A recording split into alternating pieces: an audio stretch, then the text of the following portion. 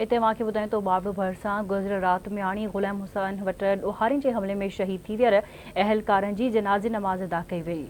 अब्दुल समी समो ऐं अब्दुल हनान मलिक जा मढ़ सरकारी एजाज़ सां हज़ारे आलियूं नथियुनि सां मिट्टी मां हवाले कया विया। जनाज़े नमाज़ में एसएसपी घोटकी, सियासी समाजी अॻवाननि, सहाफ़ियुनि ऐं शहरियुनि शिरकत कई। सोग में ओबावड़ो शहर बंदि कयो वियो आहे।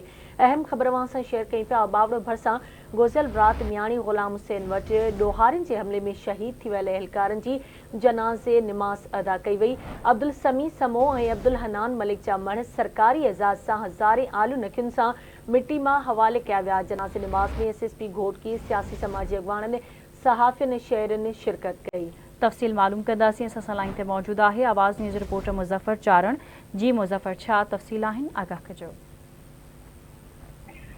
जी उबाड़ो भरिसां गुज़िरियल राति भरिसां मियाणी ग़ुलाम हुसैन वटि ॾोहारियुनि जे हमले में शहीद थियल पुलिस एहलकार अब्दुल समी समो, अब्दुल हनान मलिक जे जनाज़े नमाज़ मरकज़ी ईदगाह में अदा कई वई। यानी कि सरकारी एजाज़ हेठि सलामी पेश कई वई ऐं पुलिस एसएसपी समेत आला अमलेदार पुलिस को भी जनाज़े नमाज़ में शरीक न थियो।